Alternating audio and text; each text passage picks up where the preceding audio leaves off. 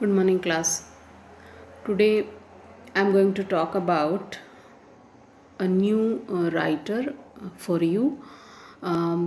His name is J.M. Singh, that is James Millington Singh, who was an Irish writer. That is, he belonged to Ireland, which was dominated by England, which was a part of United Kingdom of Great Britain once, and this country, these people always wanted to free themselves from this dominance in their life of the English people. And as a part of that, they are started by the end of the 19th century. They started the movement of Irish nationalism, home rule, and it was reflected in the writing, in the literature of that period also. Actually, it was supported by an equally powerful movement in literature also, which is known as the Irish Literary Renaissance. Now, these Irish people, they were of the Celtic origin. They were the Celts, and they as a part of this Irish literary revival, they revived, they brought back into prominence in literature all their Celtic myths, Celtic traditions, oral literature, etc. So this is known as the Irish Literary Renaissance. As you see, as you see, so this is J.M. Singh, and he was born on 16th April 1871 and died on 24th March 1909. He was just 37 when he died.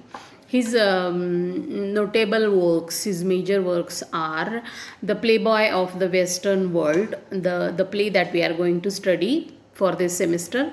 Riders to the Sea, his well-known tragic one-act play. It's a world famous one-act play and a tragedy that talks about the tragedy of a woman, an old woman who has lost almost all the male members of her family at the sea, her husband, her father-in-law, and all her sons. So by the end of the play, we find that this old woman, she is alone. She's left alone with two of her daughters, and she is portrayed as a very strong woman by the end of the play. Then in the shadow of the Glen, as well as the Aran Islands, was an important book by it was a prose work by J.M. Singh, in which he narrates all his experiences, his observations, his knowledge of the people, the rustic people of the islands known as the Aran Islands. Before he wrote Riders to the Sea, he had spent a lot of time at these Aran Islands with these people, and he learned from them their traditions, their culture, and their language, and he has used all those things in while writing Riders to the Sea, as well as the Playboy of the Western world. So as you see below, the movement which he belongs to is the Irish literary Renaissance. Renaissance is the rebirth, is the revival of knowledge actually, and here it is the revival or rebirth of the Irish literature, the Irish people of the Celtic origin, and it was a part of the a broader movement, that is Irish Irish nationalism. As we have in our case in India, when we were the colonized people of the British Empire, there also started a movement of Indian nationalism. And at that time also there were various writers, particularly the great writer like Rabindranath Tagore, who belong to that period and whose writing can be considered as the contribution of the writers to the movement of Indian nationalism. So here is a movement of Irish literary Renaissance which was a part of the Irish nationalism. That was the Irish people's resistance, their protest against the British dominance, against the dominance of England. So here is a great writer of Irish origin. Other writers of this movement, other major writers of Ireland are here, that is James Joyce, Thomas Moore, J.M. Synge, Jonathan Swift, Oscar Wilde. Oscar Wilde is a great short story writer. In fact, for the first semester we did study one of his great poems, the Ballad of the Reading Jail, and which talks about the inhuman conditions of the prisons at that time. He was of course a very controversial writer, Oscar Wilde. Then there is C. Nokase, W.B. Yeats, the great poet of 20th century, Bram Stoker, Samuel Beckett, the great dramatist, and of course G.B. Shaw also was of the Irish origin, George Bernard Shaw. In fact, we are going to study a very interesting play, Saint John by G.B. Shaw, after we finish the Playboy of the Western world. So these are some of the major Irish writers of Irish origin, which are the major figures of English literature. You might be thinking that why is that necessary to know about other writers who are not prescribed for the syllabus? What about this literary movement and all that? So let me tell you that in order to study a work of art, in order to study a poem or a drama or a novel or a story, it is very important to study or to know the background of that writer, the background of that particular work of art. Now, what do I mean by this background? The background means the period in which he or she writes something, he or she creates some work of art. What was happening, what kind of period was that, who were the writer's contemporaries, and what were their themes. So this is known as studying a work of art in context, and what we have in front of us is the text. And in order to study that text, so for example, here we are going to study the Playboy of the Western world, that is our text. And to understand to thoroughly understand, properly understand this work of art, that is Playboy of the Western World, we should know its context, that is its context. Context is the supporting text, okay, and it is the background, who the person was, what time, which was the period in which he was born, and he wrote and he worked, who were his contemporaries. Like you see on your screen, we have some of the contemporaries of J.M. Singh. So it is also very important to know the writer's background. So this is the cover of the Playboy of the Western World, and as you see at the below on this picture, there is something like Abbey Theatre. Okay, now what is this Abbey Theatre? This is Abbey is the name of a theatre in Dublin, and it was the center stage for this Irish literary renaissance.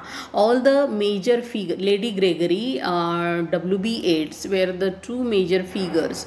As I told you, W.B. Yeats was the great poet of the 20th century, and he was also of the Irish origin, and he, along with Lady Gregory, established this theatre. This theatre known as the Abbey Theatre. And in that theatre they used to perform all the major plays belonging by the Irish writers who were a part of the Irish literary renaissance. So it was an important place in the history of Irish literary renaissance. So the Playboy of the Western World was also for the first time, it was also performed in this theatre known as the Abbey Theatre. And the year in which this play was first performed was 1907. And as you see here, there are two figures in this picture. The figure standing here, this is the son, and this is the father, and the son has this instrument in his hand, and with the help of which he strikes. He tries to kill his father.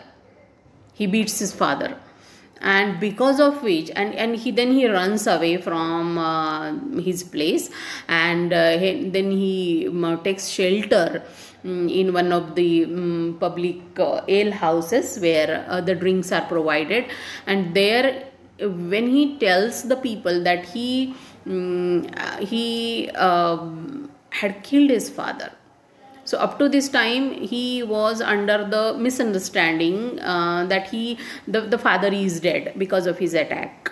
But it is not the case, because the father is alive. But when he tells the people that he has killed his father, he becomes a hero of those people, those rustic people, those villagers.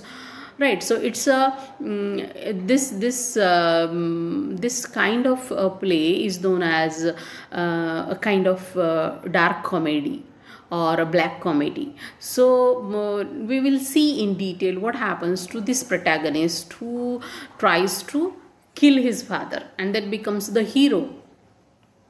But when this play was first performed in Dublin, there started problems. In fact, in the theatre also, there was a kind of conflict created by the people. People revolted. People disliked this play. They thought that the writer is portraying Irish people in a bad light. So this is the ancient tradition. This is going on for so many years that the plays are attacked, the movies are banned, the writers are banned. The writers get threats from the people who dislike their writing and all that.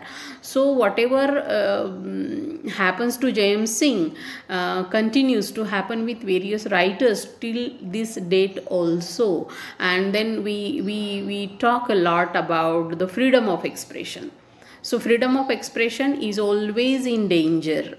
It might be the 21st century, our own period, or it might be the early 20th century. That is, this play was published, this first performed in 1907. After which this play was performed in 1911 in America also, and there also riots started, right? Nange. Okay, there also riots started. So this was a quite controversial play. Now there are some other works. Riders to the Sea, as I told you, is an important play, one act play, tragedy, by J.M. Singh. Then The Tinker's Wedding, The Shadow of the Glen are also his famous plays.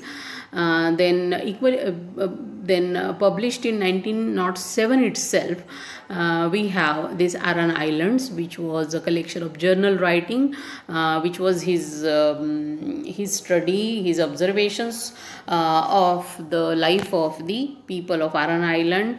Then he also wrote Traveling Ireland, another collection of essays that he wrote between 1898 and 1908. Then we have, so he was, apart from writing plays as well as prose, he wrote some poems also. So he was not only a nationalist, but he was a poet, he was a prose writer, essayist, as well as he was a great dramatist of the 20th century. In the next video, we will discuss the theme, characters, and the plot structure of the play, Playboy of the Western World. Thank you.